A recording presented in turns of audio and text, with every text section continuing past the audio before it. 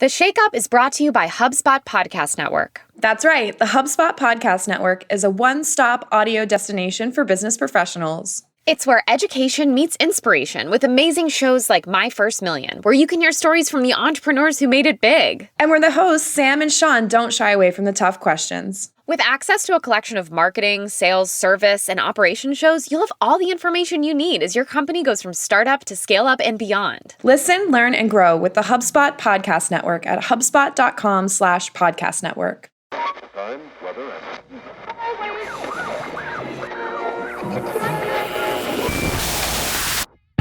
You're listening to The Shake Up, where we explore the business decisions that dare to be different and the leaders who are shaking up their industries. My name is Alexis Gay. I'm Brianne Kimmel, and on each episode, we'll bring research and data-backed insights to dig into the minds of business leaders and learn how they make the decisions to challenge the status quo. You can support the show by following us on Apple Podcasts or Spotify or honestly, wherever you get your podcasts. We'll be there, hanging out, talking business, ready and waiting to shake things up with you. Okay, today on The Shake Up, we have a great show for you. We're going to be talking with Enrique de Brugas, the founder and co-CEO of Brex, how he grew the company to hundreds of millions in revenue, and how he made some of the important decisions that got him to that point. Not only that, we'll be talking about how Enrique, from a wee preteen age, began building his entrepreneurial mindset. So let's get started. You know, when I think about Brex, my connection is actually very personal because I have a Brex card. I'm thrilled to have it. I obviously love the product, but the truth is that I have a Brex card for my LLC because I couldn't get approved for a regular business credit card by the bank. Yeah, actually, I've heard this quite a lot, specifically for LLCs, for small businesses, for even early stage startups. It can be really hard to get the banking system all set up. The one thing that I love about Brex as well is they're really an all-in-one offering because they're doing expense reporting. They've essentially built all of the things that you need to really understand your business from the very beginning. So I've been very impressed so far. And that's aligned with a lot of things that we've talked about before around just the rise of small businesses. And, you know, so many people are starting their own podcast or, you know, thinking about ways to freelance or do projects on the side. And so the fact that Brex was able to support that, that's a real competitive advantage for their business. And for early stage tech companies, which is kind of their bread and butter and where they initially got started, you can also, you know, measure things like your AWS spend and a lot of expenses that come up at the very early stages. And so it's nice to see that they've created this really intuitive way for businesses of all types to just track exactly what's happening behind the scenes. Oh, yeah. I mean, it's hugely important. I had everything on my personal credit card for a couple months, and I was going crazy because just mentally not being able to figure out what's what, it was just taking a lot of brain power. So I'm thrilled to have a card. Plus, I like to be able to say, oh, it's a business expense, even though it all comes from the same place. It's just, yay, Alexis Gay, LLC, footing the bill.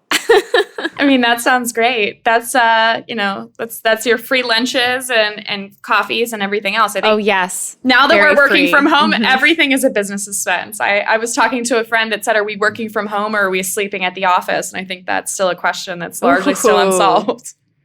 Wow, that sounds like a tweet. Did you tweet that? I did not. You should. But okay, you know what you pointed out, that many of us have side hustles and many people like myself are starting podcasts or starting Substacks or even just like starting companies right now. It's interesting that I turned to something like Brex. And I think that the reason I did is that Brex to me is a brand that I associate with what I would consider like the startup stack. Like when you are starting a company or you're starting a small business venture, what are the tools that you gravitate towards to start that business? And so to me, it was like, okay, I need Brex. I know I need QuickBooks for small business. And then I have a couple pieces of software that I use to keep the rest of my business running. I've got like a premium Notion subscription. I use some podcasting software. But I look at it as like all these different facets of like my stack that I use to run my business. And Brex was top of mind, I think in part because of just how much mind share they've earned over time within the startup and tech communities. Yeah, that's exactly right. I mean, their name comes up consistently with a lot of companies that I meet and that I'm working with on a daily basis. And it's like their ability to visualize your expenses and a lot of the design decisions that they've made have made this a very differentiated product that makes it more relevant and makes it feel like it's something that's uniquely designed for startups. One of their primary offerings is that they'll help you scale, or rather, they'll grow with you. And that's not my situation at all. I don't anticipate getting some big round of funding and then hiring 30 people or whatever. But I still chose Brex because that's the card that I was most familiar with. And I guess the reason I say all of this is I'll be curious to see if this space gets more niche over time. If it's not just, the card for early stage companies, if it's like the card for creators, the card for freelancers, the card for, like subscription-based companies or whatever. Yeah, I guess we'll find out. I mean, the interesting thing with Brex and, what I'm excited to talk to Enrique about is the fact that, they start with many venture-backed startups that may sign up with a handful of employees, but ultimately these startups can scale very quickly and they can scale into very meaningful accounts. I know that the startup ecosystem is very important to Brex, and that's one that they'll continue to invest a lot of programs and services to be as helpful as possible behind the scenes. Yep. And I certainly think that's the move, given that that's their core customer set. Also, you mentioned serving customers that will grow with them. And it's also funny because the way that I first learned about Brex was that it felt like they were on every billboard in New York and San Francisco for a period of time. Fun fact, actually, and this was when they were a little bit earlier stage, they actually had a Brex branded coffee shop in San Francisco. And so they took a page in the Capital One playbook where they had a branded coffee shop, which if you're, selling to SMBs and you're also serving startups, so cool. It was really funny to see that startups were going there every morning to get coffee, or maybe you have VCs meeting with startups outside. And so it's one of these things where I think they've done a great job on building brand awareness and maintaining that mind share through a lot of more experiential things.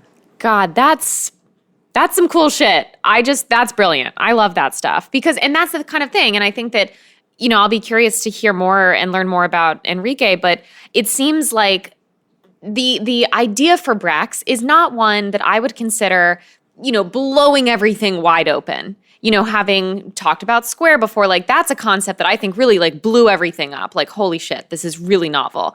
Brex, I feel took a good idea and just did it really, really, really well. Yeah, absolutely. I would say where we're at today is, a lot of startups are outspending each other through paid marketing, or they're coming up with creative ways to really differentiate. I think Brex took a little bit of a hit. There was some criticism of oh, wow, why would you do a branded coffee shop? What a waste of venture. Your VC money. But what they did really well is that's signaling they understand who their customer is. They understand small businesses, they understand coffee shops, they understand restaurants, they understand the needs of startups, because those are the people that are coming in every morning to get coffee. I actually really liked that they did that. Every once in a while a company does something legitimately cool and I'm like, honestly, thanks. Thank you for giving us this one little moment in the day that was nice. Good job, Brex. I wonder if they'll do anything like that again. I hope they do. Maybe they want to run a comedy club. Yeah, exactly. I mean, post-pandemic, the world is their oyster. I could see them doing pop-up food trucks in different parts of the country. They could easily do a comedy festival. I think that's a great idea because it's so easy to sign up. And I know they want to stay very true to SMBs. And so a way to do that is to continue to, just branch into different creative communities and to do more creative events. And so I would love to see them to double down on that strategy. Me too. Well, we've definitely been talking a lot about how great Brex is and how they've done a lot of things that were really innovative and interesting and fun and cool and not boring.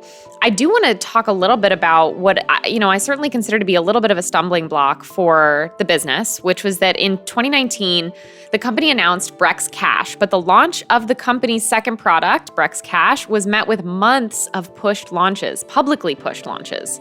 Not great. Probably a tough time over at Brex HQ. And typically when these sort of delays happen, if this is the second product that's going to market, they have spent a lot of time with their existing customers, sort of perfecting the feature set and really figuring out, how they're able to solve a number of feature requests at once through this second product. And so, that actually puts them in a really difficult position with customers who are eagerly awaiting this product. And to add a little bit of context around the product itself, Brex Cash is a business cash management account integrated with Brex Card. So basically, Brex, like any other bank, uses the cash in those user accounts to lend it out to other banks, and then they collect interest from those institutions. And so you're essentially saying to your customers, hey, we have a new product coming. We're going to manage your cash. But then before launching it, I think you definitely ran the risk of reducing the credibility of that product before it even hit the market, which I think is a bummer because obviously now in hindsight, it was able to launch successfully. But I'm curious, what do you think is important for leaders to be thinking about during this time? Yeah, the interesting thing with Brex is while this isn't, as severe as crisis management, this is something where you're managing investor expectations, you're managing customer expectations. I would say that increasingly the relationship between tech and media is a little bit challenging. I will say that historically startups have relied very heavily on traditional tech press for funding announcements and for announcing new features. I think today we're seeing a shift away from some of those things where startups want to control their own narrative. What I think is important here for companies that are in a moment like this, which like you said, this is not a crisis moment. This is not we're out of money. This is not we've made a huge mistake and there's been a data breach. This is going to take longer than we initially thought. I actually think it's really important for the company and the leadership to set the tone both internally and externally about what size problem we're dealing with here, right? Because if you sound the alarm bells and you call up all your investors and it's this big, heavy, serious situation. But if you are honest and if you are authentic, I really think that can help you weather the storm. And I think the storm itself will be a lot smaller as a result. Yeah, absolutely. And, typically inside of tech companies, the team does a great job of forecasting how long something is going to take. The challenge and where sometimes it takes a little bit longer to release some of these large scale projects, such as like an entirely new second product, are bottlenecks that are dependent on other companies. I think oftentimes startups will choose to stay as independent and heads down on product without some of those external dependencies if they can. Yeah. But in Brex's case, to deliver on this all-in-one solution for startups and small businesses and now medium to large size companies, like you're going to experience some of these delays and some of these challenges because they're doing so much. I just think you have a much higher burden of trust and credibility when you're dealing with people's money or with their data. I'm trying to think about what I would do in Enrique's position or in the leadership's position at Brex when you've already made this public announcement and now you have to navigate through changing it. I want to make a statement, but I want to be clear that I'm not saying that this is what I think was happening at Brex at all. But I do want to bring up that something this type of situation usually signals to me is that there was an internal communication breakdown. So again, I'm not saying that that's what happened at Brex. I don't know. I'm not even speculating that that's what happened at Brex. But I'm just saying it makes me think, what is the culture of transparent and candid communication at a company if these types of things are not being communicated in the manner that they need to be? You know what I'm saying? If I was in this position as a leader, I would be scared that we got into this position at all, and I would be investing as much energy in figuring out why we got there internally as I would be managing the external comms. Like I'd be doing a full postmortem because this is the kind of thing that, yes, you can fix it. And of course they ultimately did, and people use the product. But how can you make sure that it absolutely never happens again? Because I think this is the kind of thing that you really only get to do once. Absolutely. And you bring up such an interesting point as well, because one concern that I had over the last year when teams were making this transition to remote first culture is that, problem identification, problem sizing, creating a culture around flagging, when to flag issues that are coming up is actually a new muscle for a lot of companies. I'm finding that many of the best companies that have introduced a culture of radical transparency and are not afraid to really quickly diagnose problems and flag it company-wide, those are the types of teams that are working really well remotely. And oftentimes that comes down to the CEO setting an expectation broadly that we are, we're a team and teams perform best when each person is actively contributing, that they're flagging things when they're not, trending well or when something's taking longer than expected. Totally. And a point you mentioned that I think is really important is setting expectations up front about something like that. When I was hiring at Patreon, what I would do is I would share a document with all of my new hires on their first day that laid out, of course, your normal stuff, right? Like helpful things to review, blah, blah, blah, documents to read. But then I also had a section about our team values that I'd written and gotten feedback on from the team. And then I had a little section called Other Things I Care About. And that's where I went into my stance on honesty, professionalism, respecting and supporting your teammates and things like that. But one of the things I had in there was, if you're in trouble, like if you're going to miss a deadline, tell me before you miss the deadline because I can help you. But if you tell me after the deadline has passed, I can't help you. It paid dividends because I had a team where we just had that culture. If there's a problem, tell me. And it was never met with, I don't get like angry. It's just like, oh, amazing. Okay, cool. Now I know. How do we fix it? Yeah, that's great. I mean, I really love this idea of values at the team level. I think a lot of companies invest in company-wide values, and the challenge with them is they are oftentimes very high level. It's like, we're a team, yes. We're very open, we care about the environment. Like, it's all of these very high level, lofty goals that make people feel good when they join the company. To have team level goals is really awesome because then you start to specialize based on things that your individual team cares about in the context of, your particular role inside of the company. Totally agree. Okay, let's switch gears for a second. I want to talk a little bit about something that Brex did that it sounds like really contributed to their success. When you're a Brex card user, you gain points on the card and you have the opportunity to spend them with a series of partners. And a lot of them are really startup relevant partners like AWS, Slack, Zoom, etc. There's a lot of obvious reasons why that's a great move strategically for Brex, but one of them I think is the signaling. By choosing this set of partners as your rewards redemption partners, you're signaling what type of customers you're looking for. Absolutely. Yeah, this is really smart from a marketing perspective. Keep in mind, Brex does have many of the standard perks that you would get with other credit cards as well. Like, it's 8x point on rideshare, it's 5x points on travel, they have restaurants. But the thing that I liked is they were the first credit card to really directly communicate that there were 3x points on software. And so what they say recurring software. So it's things such as AWS, Slack, Figma, Notion, any of the tools that people are using day to day. It was really awesome to see that Brex was building this directory of, perks and bonus credits and benefits and all of these things that you need to run your business in a way that it was very clear that they were uniquely designed for startups and for small businesses. I think that's a great point, and I think calling out the software piece in particular is something that I know is going to speak to a lot of founders and small teams and early stage companies and stuff like that. From a distribution standpoint, it's great because Brex is then able to do more partner marketing with Slack or Gusto or Asana or Freshworks, like any company that they're offering some of these really progressive partner perks. They also have the benefit of doing partner marketing with them, which is awesome because then they can access the customer base of a lot of these software companies that had already been around for a number of years and that already had a large percentage of startups using their product. And so it was great just from a market coverage perspective. Oh, that's a good point. Well, I'm excited to learn more. We're going to take a quick break, and after the break, we'll talk to Enrique. We're going to hear how he thinks about scaling Brex. Obviously, hello, that's the whole reason we're here. But we're also going to learn how a preteen Enrique got his first cease and desist. You always remember your first, And how he managed millions of dollars at the retirement-worthy age of 16. All that and more coming up after this quick break.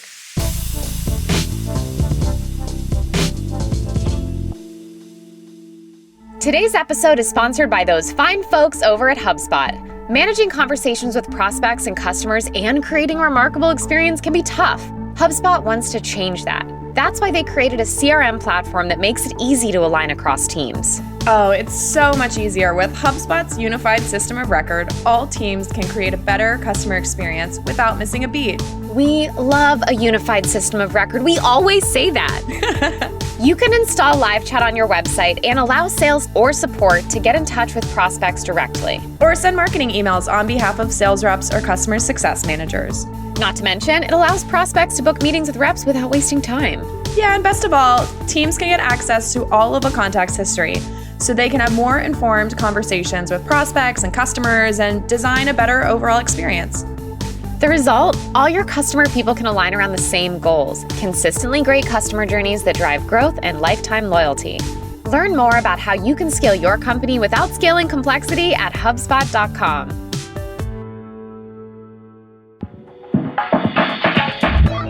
We are back, and may I be the first to say, I am so excited to talk with today's guest. He's the founder and co-CEO of Brex, Enrique Dubragas. Welcome to the Shakeup. Thank you for having me. Super excited to be here. Yeah, we are thrilled to have you. Yeah, this is going to be a ton of fun. So, Enrique, we've been talking about how Brex has grown to over $59 million in revenue.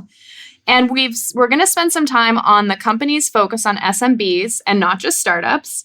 And we want to do a deep dive on a lot of the partnerships and how many of the rewards-based models have come about. A lot of exciting stuff to talk about on the numbers front. We're also excited to get inside your mind to hear about how you're growing the company and how you make decisions. And I thought it would actually be a fun place to start to let you know that I'm a Brex user myself. I'm a Brex cardholder. Amazing. Love that. Mm-hmm. I really like Alexis's point earlier, especially as someone that's recently created an LLC, that's building a new career as essentially a self-taught comedian. I feel like Brex continuously delivering new products and new solutions is really interesting because historically, for someone getting a business off the ground, they'd have to discover multiple different tools where Brex is essentially rolling up all of these tools into a single place. Why do you think traditional banks have been so hesitant to do so? Or is this something that's been completely overlooked on their part? The problem of the banks is purely technology. So most of them run on these systems that were built like 20, 30 years ago. So imagine you want to build anything, you have to go and integrate or change something in the core that, hasn't been touched for 20 years, right? So what we kind of did at Brex, which is we knew this and we basically said, hey, we're going to rebuild the entire core software stack from scratch. We're not going to use any of these like legacy software players that the banks used, which a lot of fintechs in the past did. We're just going to rebuild everything from scratch. So I don't think that the banks never had the idea of like, well, let's build this. And a lot of them tried for many years. It's just really hard for them to build on top of their existing systems. That's really interesting. It sounds like what you're saying is that other fintech companies had maybe attempted to solve this problem. I'm curious, why was Brex ultimately more successful? I think that it had a little bit to do with timing and a little bit to do with, just our own experience, right? Like I think we had built a fintech company before starting Brex that was a payment processing company. And we saw a lot of the issues of the industry of, basically having these legacy technologies and trying to build on top of them. So it was something that we felt very strongly about more than I think most founders before. And I think the other thing is just about capital, right? Like I think, 5-10 years ago, it was really hard to raise a lot of capital for fintech. Like fintech wasn't a thing, right? And it was really hard to attract a lot of the best engineering talent for fintech, because it wasn't a thing. So if you're hiring engineers and the best engineers, they want to go to like social media companies or O2O companies, right? Like that was cool. And fintech just became like a big thing over the last 4 or 5 years around the world, right? Nubank, like there's a ton of them now, but that just got to scale recently that made it so it's possible to raise a lot of money for fintech. Yeah, that makes a ton of sense. So it seems like, and I think the data would back this up, small business credit card volume is on the rise. One of the stats that we have said that it's set to balloon from $493 billion in 2017 to $686 billion in 2022. What other shifts in customer behaviors have helped fuel Brex's growth?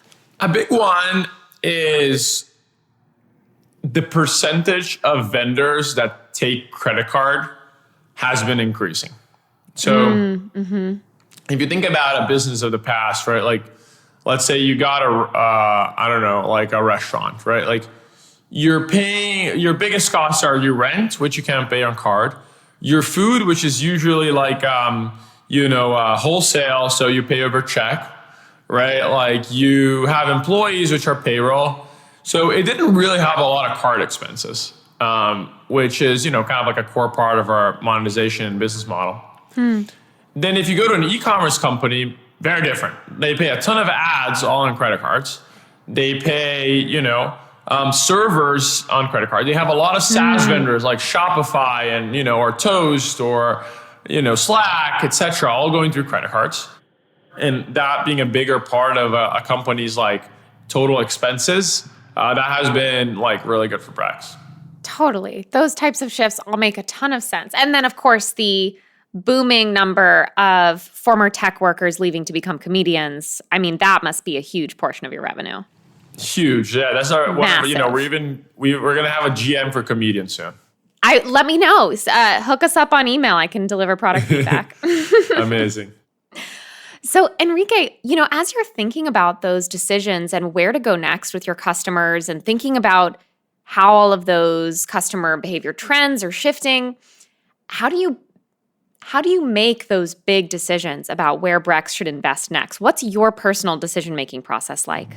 It's something that we've been iterating, right? Because in our view, building a company is just like a series of, small and big decisions gone right. And I think there's like two types of decisions. One is the ones that you're not making yourself, right? That because they're smaller, they're more day-to-day, or even they're bigger, but they're just, the company grew enough. And the important thing there is creating the right systems for your team to basically make those decisions correctly, right? So if you have a decision between prioritizing product A or product B, how do you make so that they know to prioritize product B instead of product A because of the system you put in place, right? So what are the incentives that they have? What are the North Star metric? What is it that we're optimizing for? Who's the customer they're supposed to be talking to serving the needs? Making sure all those things are super clear and you spend a ton of time thinking about those things makes the entire company make better decisions, right? And then sometimes there's like these big strategic decisions that you have to make. And for me, the big trade-off there is when you're making like really big decisions, you need to make sure you have a mix between strategy and like doing the right things for your long-term vision and what you want your business to be like after a long time, but also things that customers want from you, right? Because it's not only I think a lot of companies when they grow, they think that they earn the right to do everything because it makes sense for their strategy, but then they don't think enough of like, why will the customer actually want this, Totally.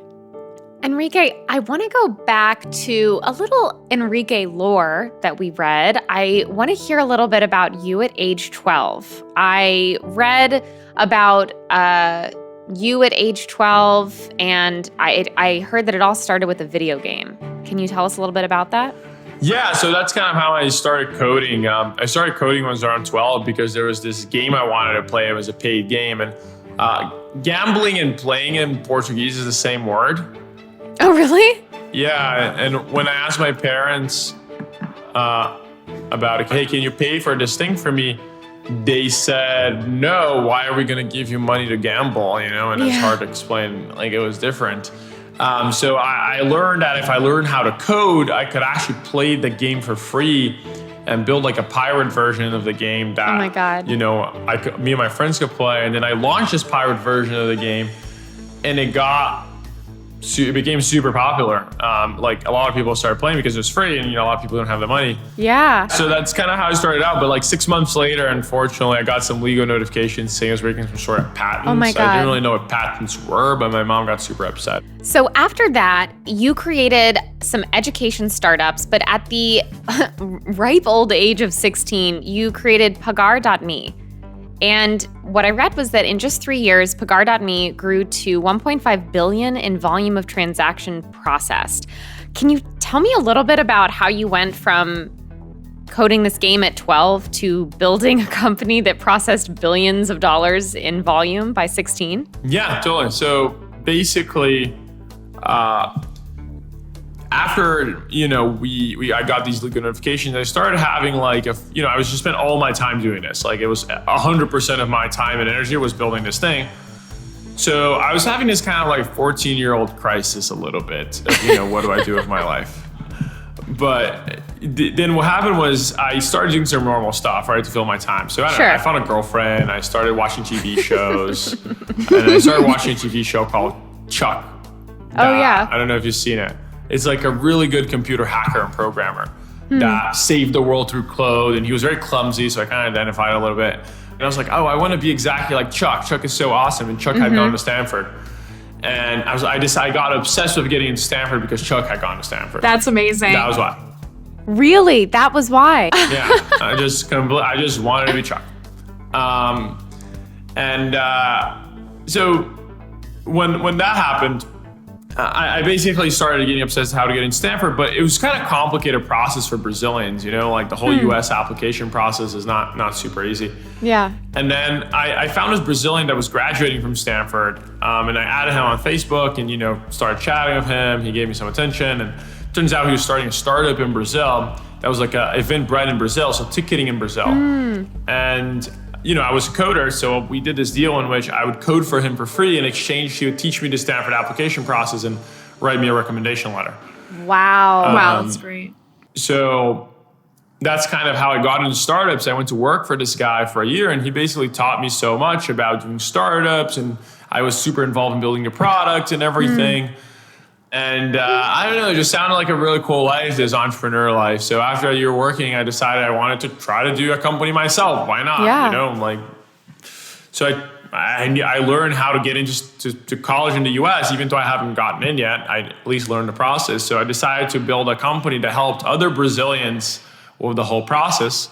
So I built this education company that helped Brazilians with the US application process, which got a bunch of users early on, but never monetized in any way. Sure. So it failed miserably. But it's kind of got into startups. I met, a bunch of people. It was interesting. I wasn't oppressed a good amount, so it kind of opened some doors. Yeah. And then I was having these, huge fights with my mom because she wasn't really into this entrepreneurship thing, and I wanted to do more of that and less of school. What did she want you to do instead? Just, normal school and go to college and stuff. And at this time I was saying I'm not going to go to college and all of those things. Oh, wow. Okay. So I had to get emancipated, moved out of my house, started supporting myself. This whole drama. Oh my God, yeah. And, so I was kind of running out of money, and I found this hackathon in Miami that was worth $50,000. And I was like, wow, if I can win this thing, it's more time without going back to my mom. Right. So I went there with two friends, and we built this app that was like a dating app that was like Tinder, but instead of geolocation as Facebook friends, you could like and match your Facebook friends. And we tried, and we won it. And we tried to launch the app as a business, and it didn't really work again. But that's how I got into payments, because I started trying to charge for this thing. Sure. And it was a really, really terrible experience. So that's kind of how I had my first experience, with payment methods. And it's around the time my co-founder, Pedro. And Pedro, he was working at a payments company. So what happened is when Pedro was 14, he got hired by Brazil's largest payments company because he was one of the only people in Brazil who understood about iOS security. And they were launching an app, needed to be secure. He was hacking iPhones, so it kind of made sense. Yeah. So he got hired at that company. And that's kind of how he knew about payments. And then we met in the end of 2012 over Twitter, actually. Really? Yeah, fighting text editors, Vim versus Emacs. I was Vim, he was Emacs. It got too complicated to fight over 104 characters. We went to Skype. On Skype, we became best friends and decided to start our company Pagarma together. Oh my gosh. Wow. That's amazing. Twitter fights very rarely end in friendship. Speaking of your relationship with Pedro and your co-founder, in an interview with The Takeoff, you said, Pedro and I always liked the idea of working on something for 30 plus years. Some people are serial entrepreneurs and they want to build and sell companies and build multiple things. That was never really our thing. We just wanted to work on something for a long, long period of time. It sounds like prior to Brex, you were already on the way to becoming a serial entrepreneur. What changed in your focus to want to stay on one concept for a long, long period of time? Well, the first thing I couldn't do anymore because I got some legal notifications. And Right. The second thing failed. Sure. miserably. Happens. The third thing also didn't work. And then the fourth thing, Pagarma, actually worked. Yeah. And, selling that company was a big decision. But I think one thing that we always look, if we're going to work on something for 30 years, we want it to be something really big. And at the time when we sold Pagarma, there wasn't any Brazilian unicorns. It wasn't clear that they were going to happen anytime soon. Interesting. We always thought, look, if we're going to spend working on something for 30 years, it might as well be something really big. And we thought that we could build something much bigger in the United States, building something global, et cetera. And, that's kind of what got us to decide to sell the company in the end.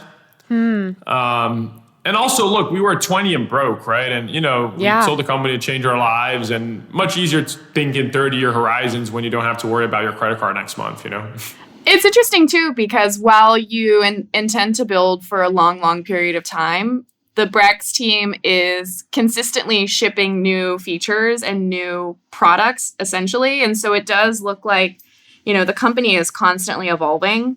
One question that I have for you is more on how you think about various different markets and how you approach the SMB segment, because I think that's one that's very dynamic and always changing, and there's a bit more of a cyclical nature to the business model. And so how do you think about, will there be a moment where Brex essentially needs to move up market, or you'll go more enterprise, or do you feel like the market size for startups and SMBs is large enough and that's where you'll stay focused? We're definitely going from tiny to really big. I think, our model, similar to Stripe and a few others, is getting companies when they're young and sticking with them till they're public and plus, right? So, and I think there's two big initiatives in Brex right now. One is going even lower market, and one is going more up market, which there's a lot of execution challenges with that, but we definitely want to serve companies to the mid-market and enterprise, and we definitely want to serve, companies that are just getting started. So we definitely see with both. We do, though, we think that innovator's dilemma is kind of like our Bible a little bit on how to build products, that in order to build a really successful product for the, for kind of more high margin customers like the mid-market, you need to nail and be super efficient on the low side, at least in our industry, because you just create a cost structure and efficiency structure that makes your cost of serving these larger customers much lower. And that allows you to, price more aggressively, build more and than before. So that's how we think about it. Yeah, that makes a ton of sense. I mean, I know you talked about building the, operating system, and especially as companies start to get larger and, for small businesses, maybe they introduce multiple locations or, evolve to different geographies. It's awesome to see that you're constantly, releasing new products and new features for this segment in particular. What do you think have been some of the hardest decisions that you've had to make in increasing the efficiency for the self-serve business and maybe turning away even big customers to stay focused on SMBs and startups at the beginning? Everyone gives us advice that it's important to stay focused, right? But then, as the company grows, you're doing more stuff. So that becomes a little bit more, okay, what does focus mean when you have, a lot of people that can do more than one thing? And then making sure that you're prioritizing correctly. I think the hardest in that has been build cash, right? Our bank account replacement product, because it is something that will take a long time to, for us to win Walmart in our cash account will take a while. Versus card, it's much, much faster. But we also believe that the bank account, and the cash management part is the center of gravity for a company, that if you own that, the company is more likely to buy everything from you versus, other products are a little bit more tangential. So I think building that at the time that we did and investing as much as we have in that product has probably been the most non-obvious decision we made. And you're referring to, you said Brex Cash, right? The central account for businesses? Yeah. So something that I saw is that in launching that product, you had to keep pushing the launch. Can you tell me a little bit about what was going through your mind then and how you handled that decision to push the launch out? Look, it was just a lot more complex than we thought it was going to be. That's the reality. When we started to build it, we thought it was going to be 6 months with 10, 15 engineers. Yep. And then it just started becoming more complex and more complex and more complex and more complex. And, it probably took 3 times as long, 3 times as many engineers. Wow. It happens, right? So, but I'm super happy we did it though. Oh, for sure. And on the engineering front, was it hiring constraints? Was it, a need for specialization? Like, what were some of the challenges that the team is facing internally? I think it's just the bar for being a company's main operational account was much higher than we expected. So we saw these consumer companies launching like bank account products, right? And, they seem to be working and getting traction, et cetera. But turns out that the bar for businesses to, have as their main account is much larger. Like they have a bookkeeper, they have employees, they have approvals, they have a lot more constraints and requirements than like a consumer account has. So we had to build a lot more before, we had good product market fit and good NPS. Like it was just a bunch of missing features early on. Totally. So, Enrique, that's a really difficult decision to push a launch, to have to publicly say that you're pushing a launch, tell the team internally. And I think that it's something a lot of leaders have to go through. I'm wondering if you could take us into the moment that you realized this was a decision that you were going to have to make and announce to the team and externally. Can you tell me a little bit about what that felt like? It was two forces right at the same time. Force number one was we have all these investors, that expected the product to launch, expected the revenue to start to come and the customer